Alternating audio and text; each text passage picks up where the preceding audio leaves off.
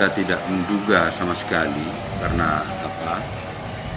Karena si korban ini kan yang di rapid test ini dan positif ini, kalau kita lihat dari mata rantai keberadaannya, dia tidak pernah pergi ke zona merah, ya, dan tidak ada mengalami kontak langsung dengan yang dinyatakan positif. Ini yang membuat kita harus lebih hati-hati. Yang kita tahu ceritanya, ada warga dari Lampung apa Bengkulu datang pulang ke kampung halamannya, kemudian di kampung halamannya tiba-tiba meninggal. Nah, si pasien yang positif ini datang melayat, nah itu mata rantainya di situ tuh. Nah, ini kan masih menggunakan rapid test. Jadi kita sudah rujuk ke Medan, Rumah Sakit Peringadi, dan tadi saya sudah tanya kepala rumah sakit bahwa itu 4 hari bisa ditentukan positif atau tidak. Berarti kalau tadi malam kita rujuk, hari ini diperiksa, berarti Selasa baru kita tahu dia 100% positif apa tidak. Nah, saya menyarankan kepada pemerintah pusat agar ini menjadi perhatian juga dari pemerintah pusat, terutama Kementerian Kesehatan, agar kiranya minimal rumah sakit rujukan yang ditunjuk oleh Kementerian Kesehatan itu diberikan alat-alat untuk menentukan seseorang itu positif atau negatif virus corona. Jadi sampai sekarang kita rumah sakit Tarutung ini kan dibuat rujukan, tapi kita tidak ada alatnya. Kita memang sudah berusaha mencari alat tersebut, tapi tidak kita dapat di pasaran. Nah, saya pikir ini tugas daripada pemerintah pusat untuk pengadaannya ini, sehingga kita bisa cepat melakukan menentukan si pasien tersebut positif atau tidak. Tidak seperti sekarang kita analisa, kirim lagi ke Medan, dari Medan kirim lagi ke Jakarta yang menentukan positif atau tidak. Ini kan kalau kita lihat rentang waktunya, kalau kita katakan si pasien yang positif kontaknya ini sudah kemana-mana, ini kan bisa tidak bisa terkontrol lagi. Tapi kalau misalnya ada di sini disediakan alat tersebut, begitu ada gejala terus kita langsung periksa dengan alat-alat yang tentu sesuai SOP, kan bisa langsung kita tentukan positif atau negatif. Dan ini langsung mungkin hari itu juga bisa kita stressing semua kontaknya, dan juga kita lakukan hal yang sama, bukan hanya rapid test, sehingga kita bisa langsung isolasi semua dan tidak lagi penyebaran ini kemana-mana. Sebenarnya Pak, langkah-langkah apa aja kita lakukan Pak?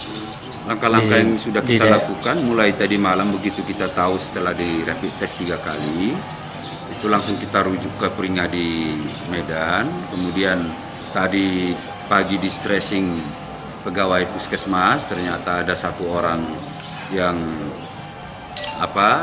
positif setelah di rapid. Nah, sekarang kita isolasi di Rumah Sakit Tarutung, ya, kita lihat perkembangannya, karena yang pegawai puskesmas ini bagian pendataan pasien ini tidak menunjukkan gejala. Jadi orang tanpa gejala. Jadi kita lihat dulu perkembangannya. Nanti apakah nanti akan kita rujuk ke Medan atau bagaimana, kita lihatlah perkembangannya sehari 2 hari.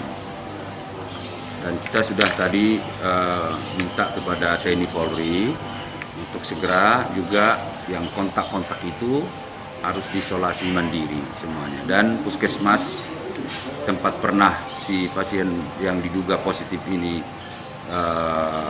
berobat sempat, hari ini semua saya liburkan, mulai dari staf pimpinannya, kita ganti yang baru di dalam untuk mengatasi penyebaran ini.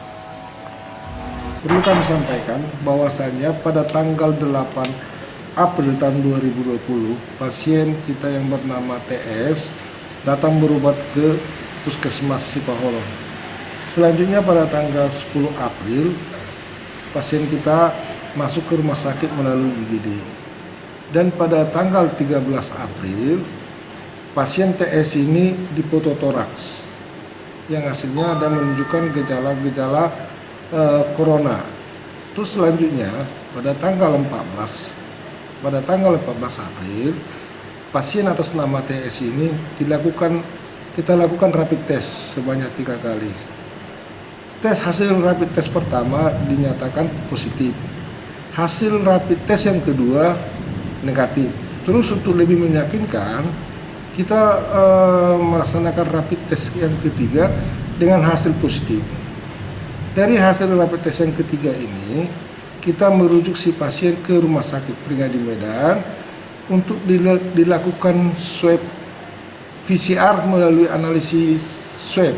Ini tujuannya adalah untuk memastikan apakah si pasien atas nama inisial TS ini positif corona atau negatif. Dan sekarang pasien tes kita ini sedang berada di Rumah Sakit Pringadi Medan dalam perawatan oleh tim medis Rumah Sakit Pringadi Medan, dan sampai saat ini sudah mengalami peningkatan perbaikan. Terus yang selanjutnya kita melakukan tracing terhadap semua orang yang pernah kontak dengan TS. Hasil tracing kita sampai sudah 36 orang yang kita tracing.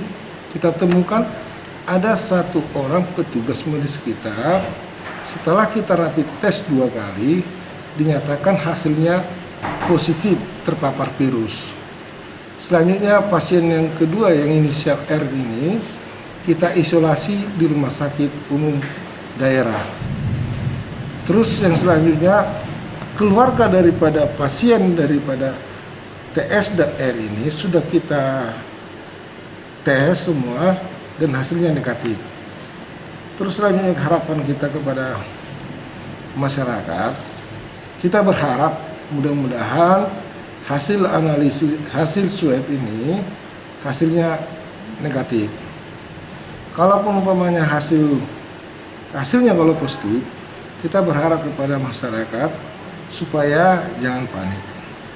Kondisi sekarang ini kita hanya membutuhkan kerjasama dari semua masyarakat, saling mendukung, saling memberi semangat pada pasien kita yang 2 orang ini.